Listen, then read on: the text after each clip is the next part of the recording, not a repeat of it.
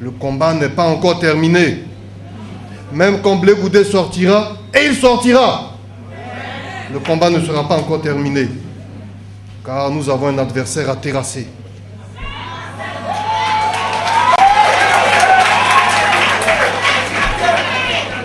Je voudrais que vous gardiez en mémoire que nous avons, nous, la chance d'être ici, dans cette salle, dans le KwaZulu-Natal.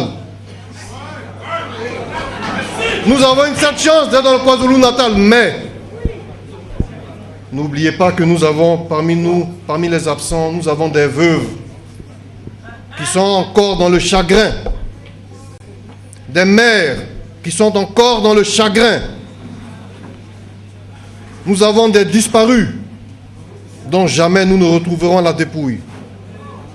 Nous avons des exilés. Nous avons des prisonniers. Je voudrais dire à leurs parents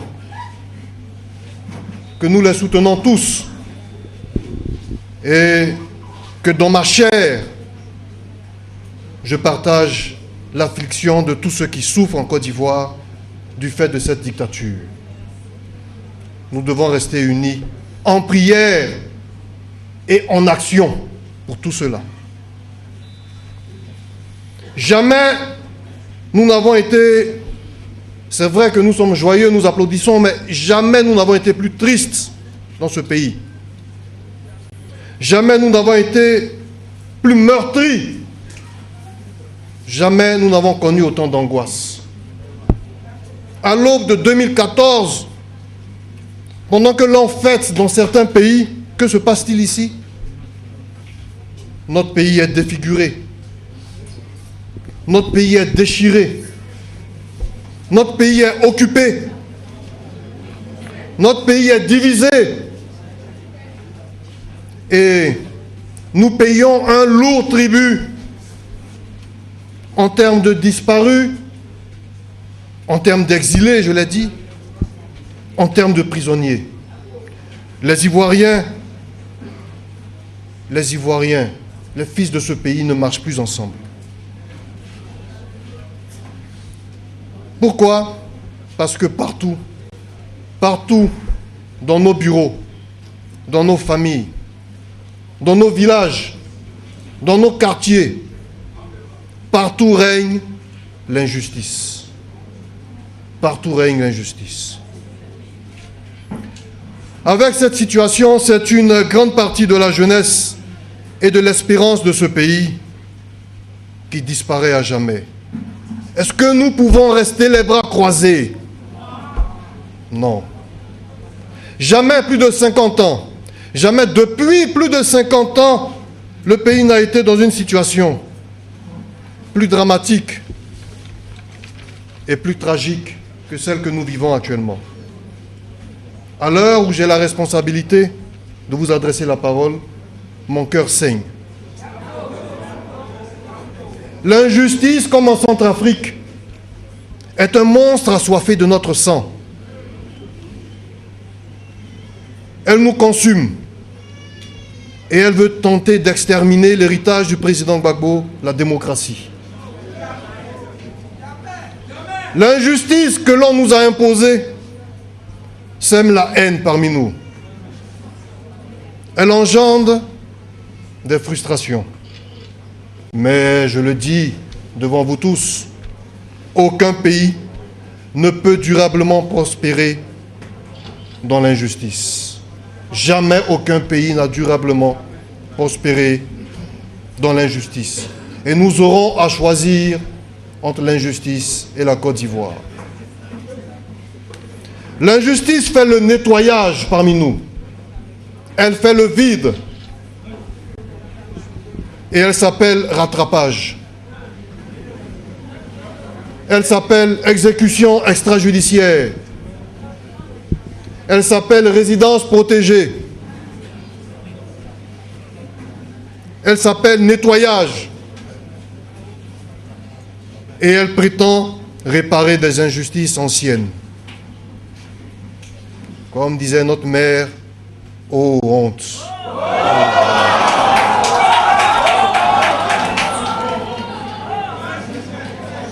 L'injustice se bâtit dans le mensonge. Elle se bâtit dans le tribalisme, la xénophobie, l'impunité. Et elle se bâtit dans la pauvreté, la mauvaise gouvernance, la misère. Chers camarades martyrs de la liberté, martyrs pour le respect de nos droits fondamentaux, demeurons malgré tout un peuple généreux.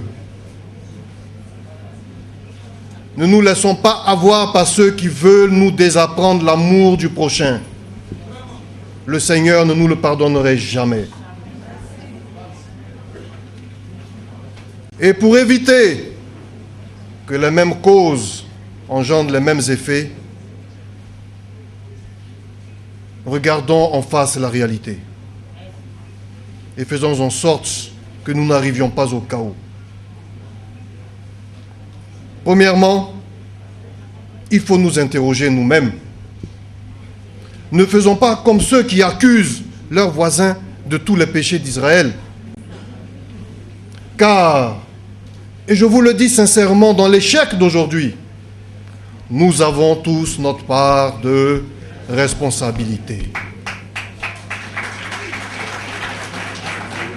Les uns par leur volonté, mais les autres par leur faiblesse. Et les plus faibles ne sont pas les moins coupables. Aussi, demandons pardon à la chair de la Côte d'Ivoire et demandons pardon aux générations sacrifiées. Qui de nous n'a aucune responsabilité?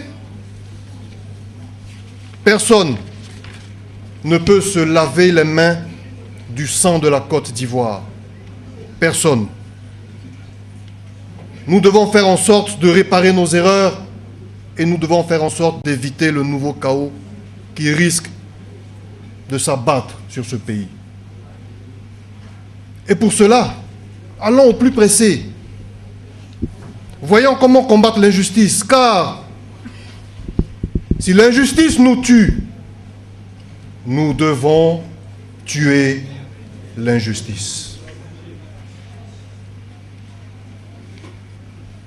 Je voudrais rappeler devant l'histoire ce que le président Laurent Gbagbo nous disait sans cesse. Quand la situation n'a compliqué, asseyons-nous et discutons. Il est nécessaire que nous allions à la paix et à la réconciliation, car la nation se relèvera difficilement d'un nouveau chaos. Et pour cela, il y a deux conditions qui sont deux défis. La première est morale. Il faut s'asseoir et il faut discuter. Il faut que le FPI et que le gouvernement s'asseyent à la même table afin de poursuivre les négociations qui ont commencé. Il faut que toutes les garanties soient données au FPI afin de lui permettre de rejoindre pleinement la République. Mais la deuxième condition, évidemment, elle est plus pragmatique encore. Il s'agit des libérations. Car comment pouvons-nous faire la réconciliation? Comment pouvons-nous faire la paix alors que les leaders que ce peuple se sont choisis sont en prison? Chaque génération a son leader, et le nôtre, c'est Blé Goudé. Qu'est-ce qu'il fait en prison? Comment pouvons-nous discuter alors que Laurent Gbagbo est en prison? Alors que Simone Gbagbo est en prison? Alors que Blé Goudé est en prison? Il y a quelque chose qui ne va pas.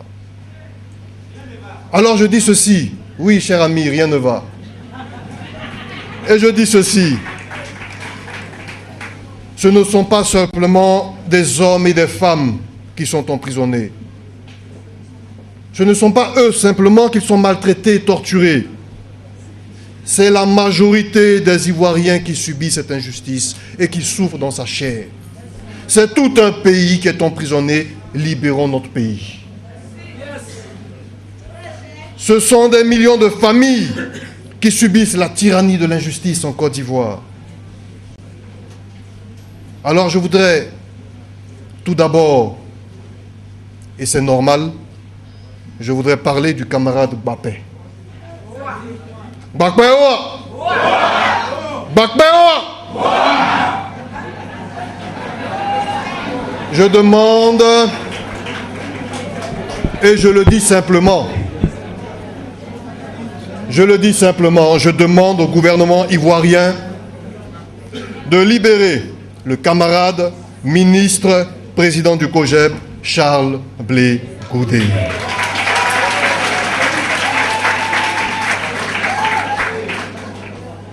Il ne s'agit pas simplement d'une affaire de cœur, mais il s'agit d'une nécessité pour le pays. Car ce pays doit aller à la réconciliation et à la paix. Nous avons besoin de Charles Blé Goudé, oui. La Côte d'Ivoire a besoin de Charles Blé Goudé. Mais de Yambi Angenor, de Yavo Martial, de tous ces autres anonymes dont on ne parle pas, mais qui sont également des chefs de famille et des enfants de quelqu'un, de tous ces civils, de tous ces militaires qui ont risqué leur vie pour nous et grâce à qui aujourd'hui nous pouvons parler, de toutes ces personnes qui sont enfermées dans des prisons officielles ou officieuses, dirigées par des pseudo-commandants et des pseudo-lieutenants-colonels. Nous avons besoin de tous ces citoyens qui sont parmi les plus valeureux de ce pays. N'importe quoi.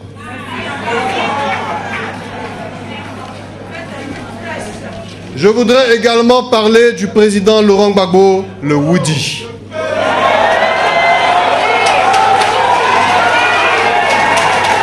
Ouagayo!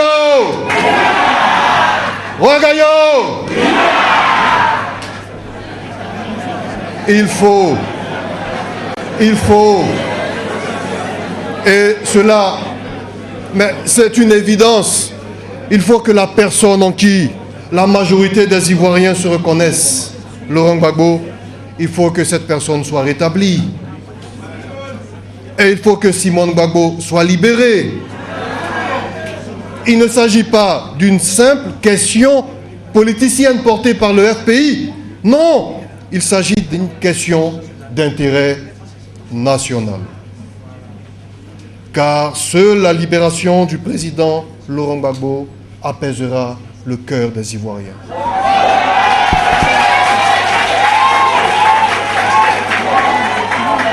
Car seule la libération du président Gbagbo et de Simone Gbagbo amènera la gauche ivoirienne, toute la gauche ivoirienne, à préciser sa position quant aux futures échéances électorales. Car seule la présence parmi nous du président Laurent Gbagbo nous sauvera d'un chaos, hélas, trop prévisible. La Côte d'Ivoire, et il faut sans cesse le répéter, a besoin d'élections libres, ouvertes et transparentes. Eh bien, la libération de Laurent Gbagbo est une conditionnalité à ces élections. La Côte d'Ivoire doit tourner le dos à l'injustice, elle doit tourner le dos aux frustrations. Aussi, et avec vous, je le répète encore, camarades, dans ce pays, asseyons-nous et discutons. J'ai l'espoir en la réconciliation en Côte d'Ivoire, comme vous. Et pour cela, j'appelle toutes les forces de gauche à l'union. Que tous ceux qui ont voté Laurent Gbagbo, que toutes les organisations qui ont appelé à voter Laurent Gbagbo, et que tous les désillusionnés de la Côte d'Ivoire moderne, de la Côte d'Ivoire dite nouvelle, que tous ces désillusionnés rejoignent le FPI pour mettre fin à l'injustice en Côte d'Ivoire. J'appelle tous les partis politiques membres de la LMP et du CNRD à s'ouvrir et à s'unir autour du président Pascal Affi-N'Guessan, qui, au nom du Front populaire ivoirien, conduit ce combat.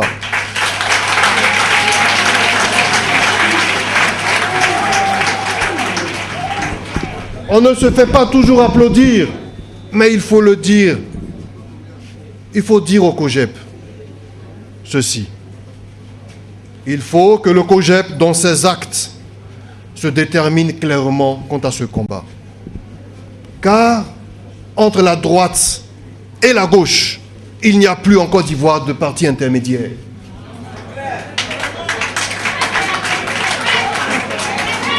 Il faut que le COJEP se positionne clairement. Il faut qu'il règle cette dissension interne au plus vite. Et qu'il sauve son organisation que des manœuvriers extérieurs, que je ne nommerai pas ici, tentent de détruire. Il faut qu'il retrouve son âme et qu'il se positionne clairement dans ce combat que la gauche est en train de mener pour la démocratie en Côte d'Ivoire. Notre adversité commune commande que nous marchions tous main dans la main. Et je demande au gouvernement de comprendre que si les conditions étaient réunies, les exilés seraient depuis longtemps tous rentrés dans leur pays. J'appelle enfin le Front populaire ivoirien à faire montre d'encore plus d'ouverture envers tous les soutiens au président Laurent Gbagbo. Il faut bannir de nos rangs toute attitude sectaire, toute attitude dominatrice. Je le demande car nous avons besoin d'être forts, nous avons besoin d'être unis face à l'arbitraire, face à l'injustice. 2014 devra se terminer. 2014 devra être l'année de l'espérance. Et cette espérance se bâtira dans l'union de tous. Chers camarades, bonne année 2014, je vous remercie.